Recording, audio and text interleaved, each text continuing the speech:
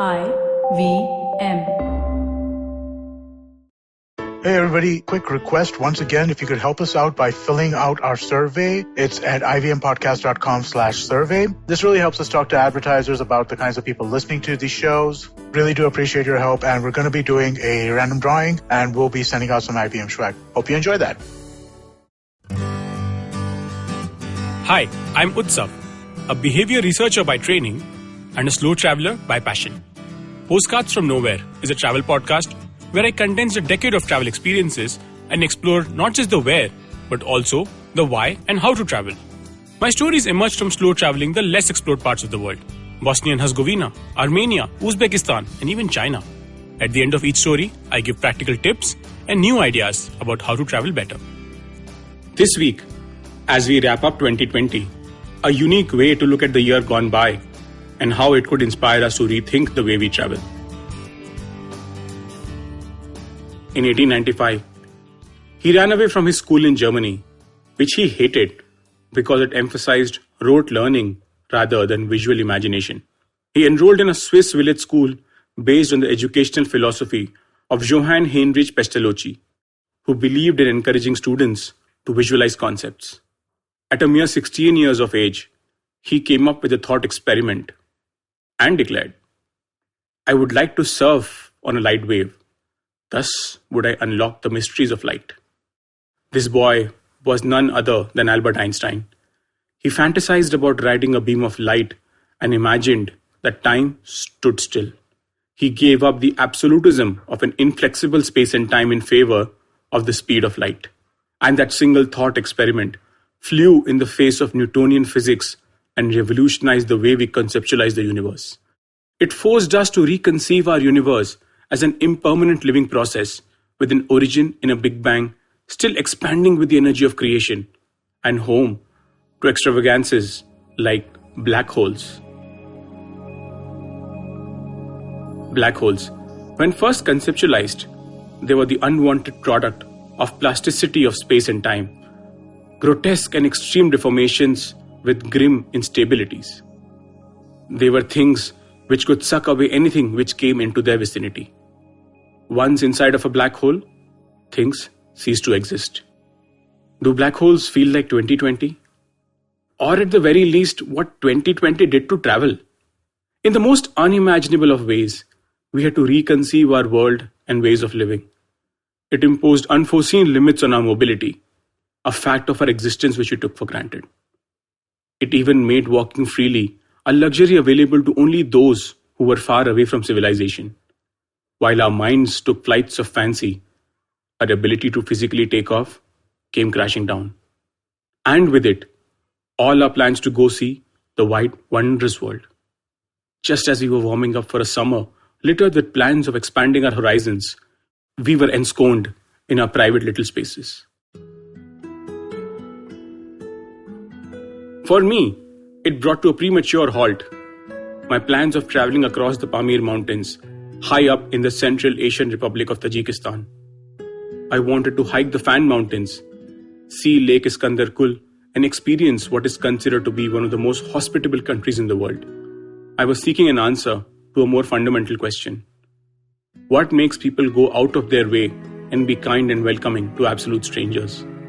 In a world system built upon the model of material exchange, why would those who have so little give so much? I wanted to traverse the Wakjir Pass, located at the modern border between Tajikistan and Afghanistan, to see the remote and barren Wakhan Valley. What was once a thriving corridor along the Silk Road, today has ruins of caravansarais, stupas, forts, towers and palaces littering the whole valley. Most of 2020 travel plans felt like a ruined town on the ancient Silk Road. What was once a thriving promise with glorious opportunities became a museum of lost innocence.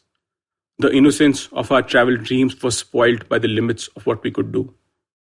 But limits can be worthy adversaries that galvanize our best, most inventive, agile natures. What if we were to see this limitation as a gift, much as science sees black holes today? They are detectable on the farthest reaches of the observable universe. They anchor galaxies, providing a center for our own galactic pinwheel, and possibly every other island of stars? What if we viewed 2020 as a laboratory of exploration, where we stretch our imagination and relook at the way we have traveled for all these years? What if the black hole that sucked out all joy became the ideal fantasy scape where we could reimagine the way we traveled? 2020 helped me reset my own internal time clock about seeing and experiencing the world. Much like how Einstein's work changed our conception of time and space, 2020 made me reevaluate what I wanted to do with my time and how I want to exist in space. It gave me perspective on how I wanted to extend the philosophy of slow travel to the idea of living itself. We must walk into 2021 with hope, tempered with the concoction of common sense and caution. In 2021, I aim to find myself more in the arms of nature. I aim to find myself slowing down to observe the world not at the timescale of hours and days, but months and years. I might find myself for a few months living in the Himalayas, or traveling through Tajikistan, or maybe even chasing legends of Dracula in Transylvania. But no matter where I may exist in space, I hope to experience time more deeply, enjoying every moment of our fortunate and fortuitous existence on Earth.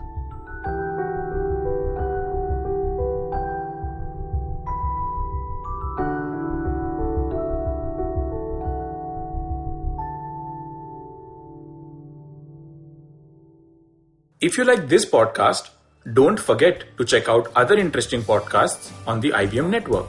You can listen to us on the IVM Podcast app or ivmpodcast.com. You can also follow us on our social media. We are at IVM Podcasts on Twitter and Instagram. If you want to reach out to me, I am Utsav Mamoria on Twitter and YVTravel42 on Instagram. I hope you enjoyed that show. If you aren't following us on social media, please do. We're IVM Podcasts on Twitter, Facebook, and Instagram. One more reminder, people, please go to ivmpodcast.com/survey and help us out. It will take you a couple of minutes to fill out this survey, but it really is very, very helpful for us. For the people who do fill out the survey and are willing to drop us their email address, we're going to do a special drawing and send out some IVM swag to everybody. So please do help us out with that.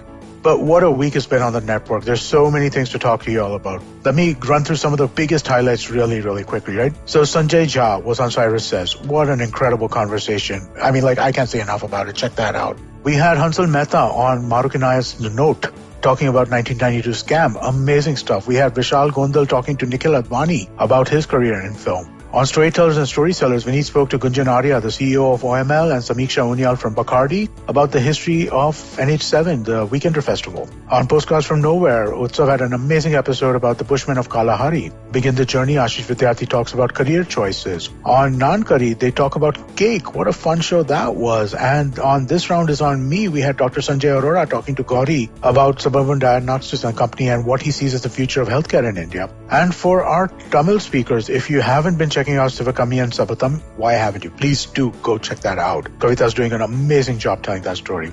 And with that, I hope to see you again next week. Want to learn something new and have a few minutes to spare? Well, then go for the Traveling Professor's Diary, where I, Siddharth Deshmukh, the Traveling Professor, will help you glean from all the insights that I've gained from wherever I've traveled, learned, taught, and repeated. Join me every Tuesday and Thursday on the IVM Podcast website, app, or wherever you get your podcasts from.